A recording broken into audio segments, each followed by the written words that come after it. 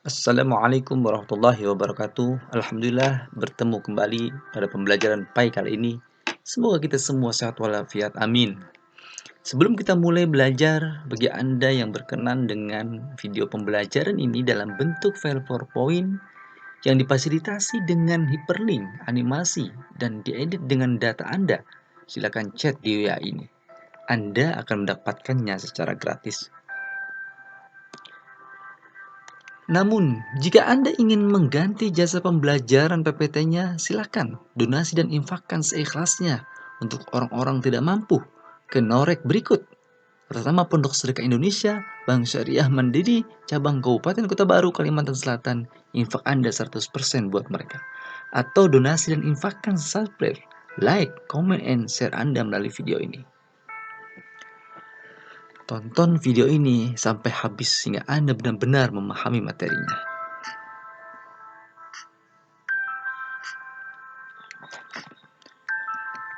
Materi Pendidikan Agama Islam, Kurikulum 2013, Bab 3 tentang taat pada aturan.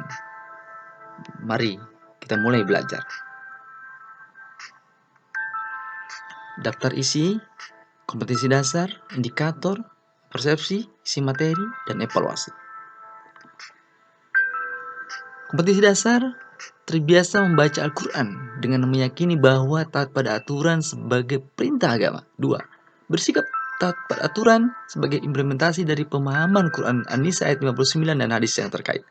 Ketiga, menganalisis makna Quran An-Nisa ayat 59 dan hadis terkait tentang taat pada aturan. Membaca Quran An-Nisa ayat 59 sesuai dengan kaidah tajwid dan makharijul huruf.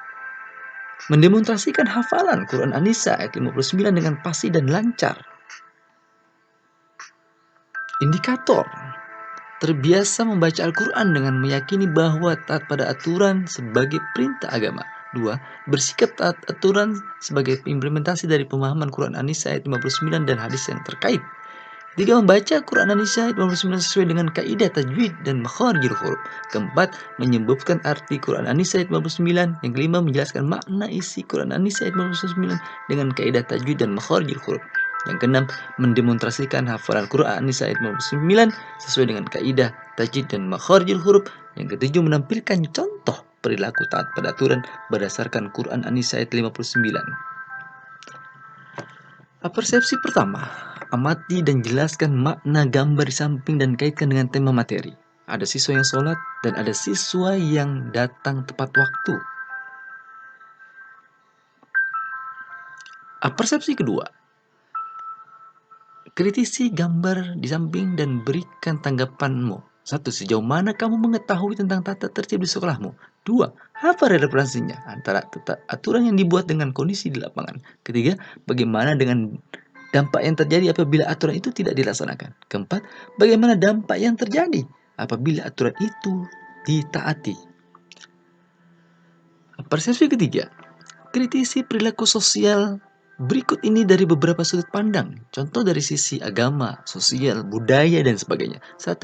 Akhir-akhir ini sering kita saksikan melalui media tentang banyaknya pelanggaran terhadap norma-norma agama seperti pencurian, penipuan, perampokan, pembunuhan, dan lain sebagainya. Pelakunya merasa tidak berdosa dan tidak ada beban sama sekali. Bahkan dilaporkan seorang anak tega membunuh ibu kandungnya sendiri lantaran persoalan sepele, yaitu tidak diberi uang jajan pada saat mau berangkat sekolah. Bagaimana tanggapanmu? Kedua, sejak dulu dalam dunia pendidikan sudah ada ujian. Hal ini dilakukan untuk mengetahui sejauh mana kualitas pendidikan di negeri ini.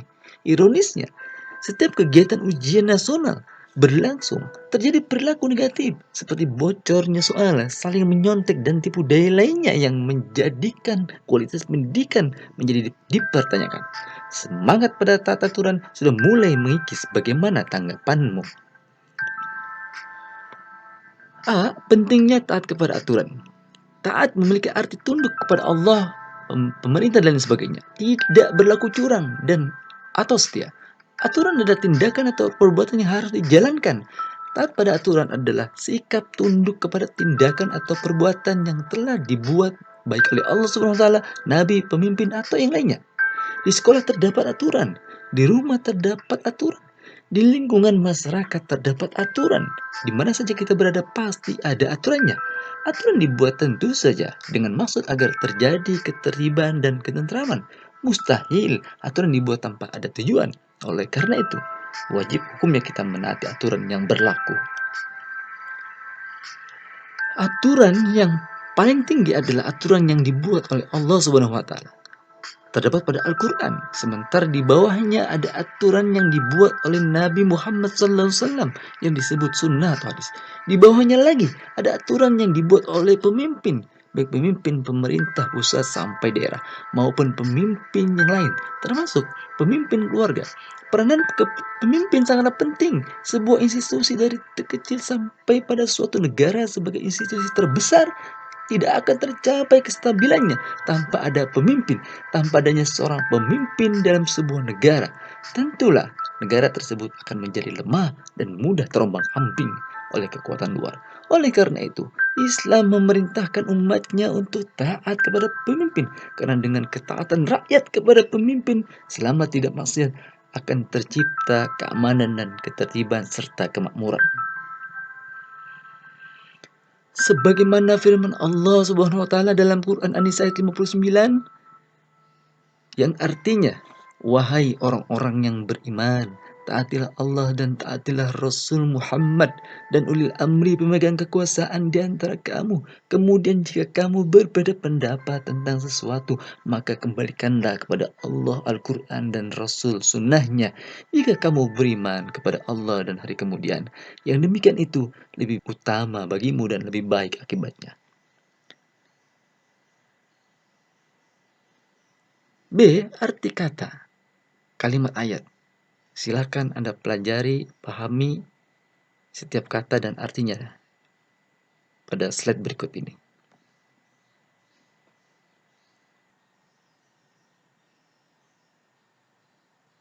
C. Penerapan hukum tajwid.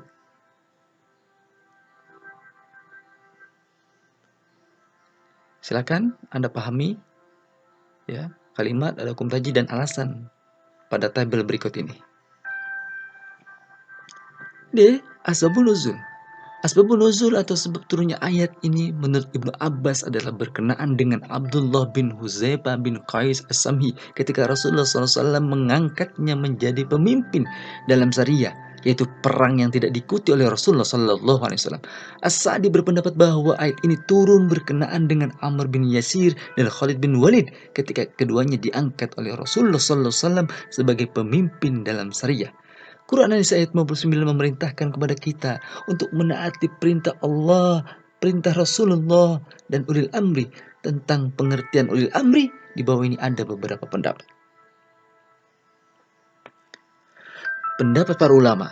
Pertama, Abu Ja'far Muhammad bin Jarir At-Tabari.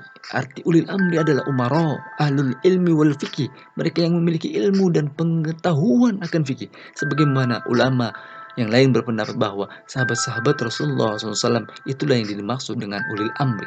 Dua, Al-Mawardi mengatakan ada 4 pendapat dalam mengartikan kalimat ulil amri, yaitu 1. Umara, para pemimpin yang konotasinya adalah pemimpin masalah keduniaan. 2. Ulama dan fuqaha. 3. Sahabat-sahabat Rasulullah SAW, dan yang keempat adalah 2 sahabat saja, yaitu Abu Bakar dan Umar.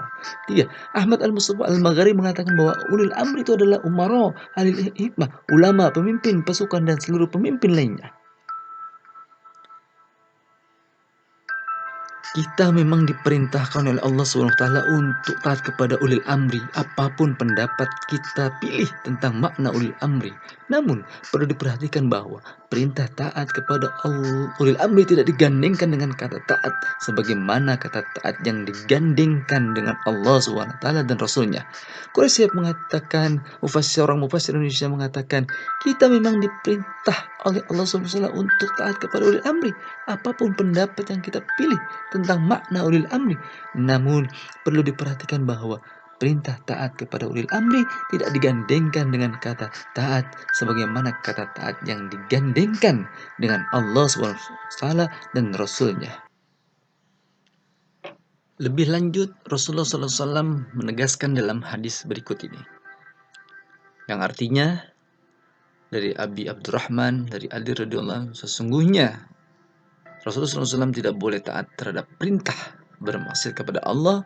Sesungguhnya ketaatan itu hanya dalam hal yang ma'ruf. Hadis riwayat Muslim. Rasulullah SAW menegaskan dalam hadis berikut ini, yang artinya dari Abu Hurairah radhiyallahu anhu, Nabi bersabda, barang siapa yang menaati aku, sungguh ia telah menaati Allah. Barang siapa yang taat pada pemimpin, sungguh ia telah taat pada aku. Hadis riwayat Ahmad. Sebagaimana hadis di atas, umat Islam wajib menaati perintah Allah Subhanahu wa taala dan Rasulnya, dan diperintahkan pula untuk menaati pemimpinnya, karena menaati pemimpinnya sama dengan menaati Allah dan Rasulnya.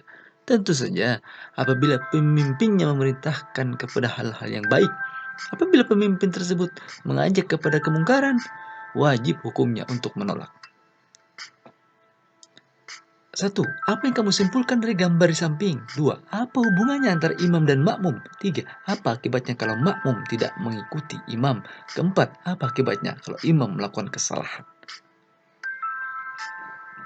Menerapkan perilaku mulia. Perilaku mulia, ketaatan yang perlu dilestarikan adalah seperti berikut. 1. Selalu menaati perintah Allah dan Rasul, serta meninggalkan larangannya, baik di waktu lapang maupun di waktu sempit. 2. Merasa menyesal dan takut apabila melakukan perilaku yang dilarang oleh Allah SWT dan Rasulnya. 3. Menaati dan menjunjung tinggi aturan-aturan yang telah disepakati baik di rumah, di sekolah, maupun di lingkungan masyarakat. 4. Menaati pemimpin selagi perintahnya sesuai dengan tuntunan dan syariat agama. 5. Menolak dengan cara yang baik apabila pemimpin mengajak kepada kemaksiatan. Rangkuman. 1. Pentingnya menaati pemimpin agar roda pemerintahan berjalan dengan baik. Makin baik kepemimpinan, makin baik pula rakyatnya. 2. Kandungan Quran An-Nisa ayat 59 adalah perintah untuk menaati Allah, Rasul, dan pemimpin. Apabila terjadi perselisihan, diperintahkan untuk kembali kepada Al-Quran dan hadis. 3.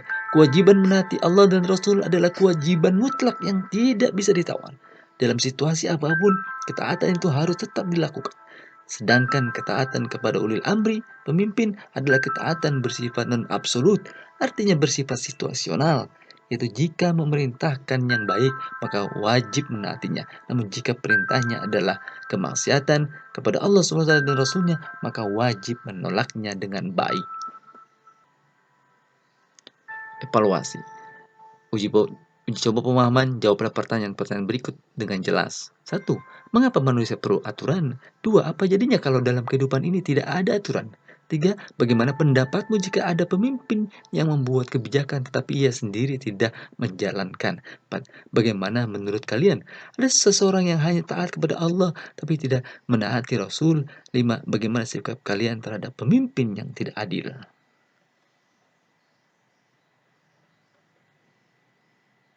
Terima kasih Anda telah menonton, subscribe, like, komen, dan share video kami. Tonton video kami selanjutnya, bab 4 tentang kompetisi dalam kebaikan. Wassalamualaikum warahmatullahi wabarakatuh.